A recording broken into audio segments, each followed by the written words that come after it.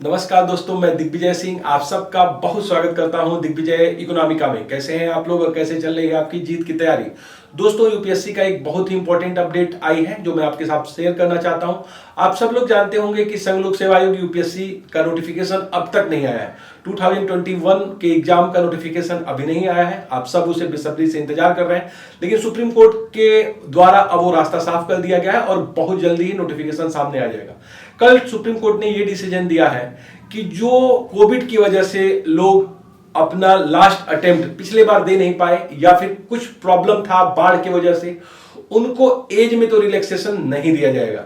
तो कुल मिला जुला के आप समझिए कि अगर कोई भी कैंडिडेट अपने एज लिमिट में था और लास्ट लिमिट को एब्जॉर्ब कर लिया था, वो जो है नेक्स्ट अटेम्प्ट उसको नहीं मिलेगा। लेकिन ऐसे लोग जो अपने एज को एडजस्ट नहीं किए थे, उनको एक एक्स्ट्रा अटेम्प्ट मिलेगा। आप जानते हैं कि संघ लोक सेवा आयोग जब भी रिलैक्सेशन देता है तो वन टाइम रिलैक्सेशन होता है। कई बार आप देखते हैं कि जब पैटर्न्स चेंज हुए हैं तो इस तरह के रिलैक्सेशन दिए गए हैं। इस बार भी कोविड की वजह से एक बड़ी ही भयावह सिचुएशन थी और कई इलाकों में बाढ़ था, इसलिए बहुत से लोग ये चाहते थे कि एक एक्स्ट्रा अटेम्प्ट दिया जाए। इसमें दो तरह के कैंडिडेट शामिल थे। एक ऐसे कैंडिडेट जो अपने एज को एडजस्ट नहीं किए थे और दूसरे ऐसे लोग भी थे जो अपने एज को एडजस्ट कर लिए थे।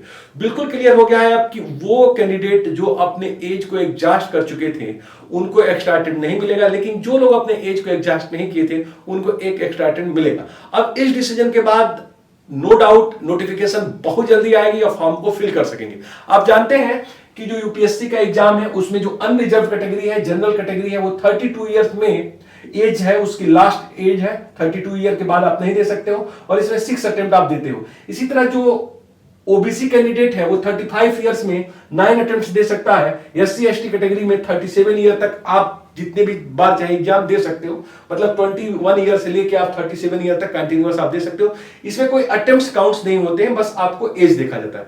जैसे मान लीजिए कि मैं अनरिजर्व जनरल कैटेगरी में आता हूं, तो मान लो कि मैंने पिछले बार कोविड की वजह से मैं अपना एज ही एडजस्ट नहीं किया था। मेरी उम्र मान लो कि 29 ईयर है और मैं अपना 6 अटेम्प्ट गवा चुका हूं, तो ऐसे में अब आपको एक एक्स्ट्रा अटेम्प्ट मिलेगा।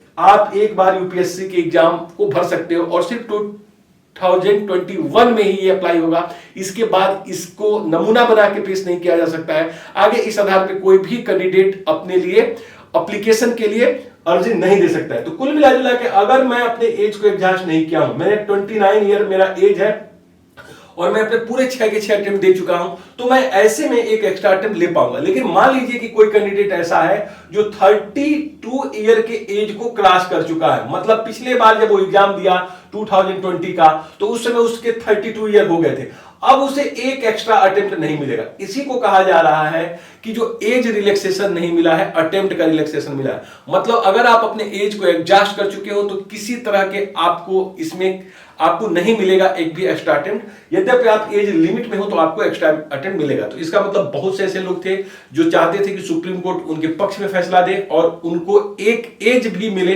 वो लोग जरूर इससे मायूस हुए होंगे, लेकिन एक खुशी की बात इससे ये है कि जो नोटिफिकेशन का मार्ग था वो प्रशस्त हो चुका है। जल्दी से जल्दी नोटिफिकेशन आएगा और उसे आप दे सकते हो। इसी तरीके से आप जानते हैं जो ओबीसी कैंडिडेट के अभ्यर्थी हैं वो 35 इयर्स तक 9 अटेम्प्ट्स दे सकते हैं। अब मान लो कि कोई जो है 33 ईयर का था और उसने पूरे के पूरे अपने 9 अटेम्प्ट्स दे दिए थे, तो उसको एक एक्स्ट्रा अटेम्प्ट यहां पे मिलेगा, उसे एक बार दे सकता है। लेकिन ये जो है सिर्फ इसी बार इसको छूट मिलेगी, नेक्स्ट अटेम्प्ट में उसको किसी तरह की छूट नहीं मिलेगी।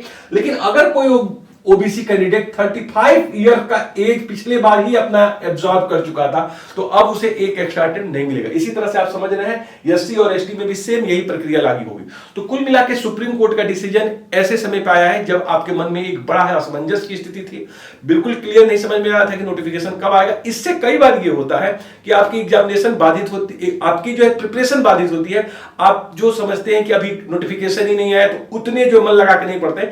यद्यपि यूपीएससी ने इस माहौल से उबरने के लिए साफ साफ कह दिया था कि हम अपने एग्जाम को 27 जून को अपने प्री डिसाइड डेट पे ही कराएंगे, लेकिन फिर भी नोटिफिकेशन न आने की वजह से लोगों को लग रहा था कि एग्जाम टल सकता है क्या। तो देखिए अब बिल्कुल क्लियर होगा, एग्जाम आपके 27 जून को होंगे। किसी तरह की इसमें टलने की संभावना नहीं है। आप पूरे क्षमताओं के साथ जुट जाइए, अभी से अभी आपके पास काफी टाइम है। अगर आप लोग अपने पूरे क्षमताओं को 100% यूज करेंगे तो नो डाउट इस प्रीलिम्स एग्जाम को आप क्वालिफाई करेंगे। मैं बार बार ये कहता हूं कि पीसीएस का एग्जाम ऐसा है कि उसमें अगर अपने क्षमताओं का पूरा यूज नहीं करें, 60-70% करें और लगे रहे तो आप अटेम्प्ट जरूर सफल होंगे। लेकिन आईएएस का एग्जाम एक ऐसा एग्जाम है जिसमें आप अपने क्षमताओं का जब 100% यूज करते हैं तो ही आप सफल होते हैं। तो मैं आपसे बस अनुरोध करना चाहता हूं कि अब अपने आलस्य को छोड़ दीजिए, असमंजस को छोड़ दीजिए, बस एक लक्ष्य बनाइए कि इस बार सिविल सर्विसेज प्रीलिम्स एग्जाम में जरूर सफल होगा।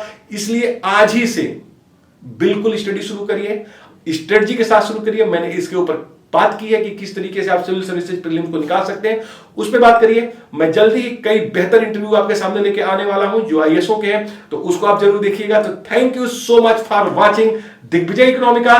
God bless you dear friends.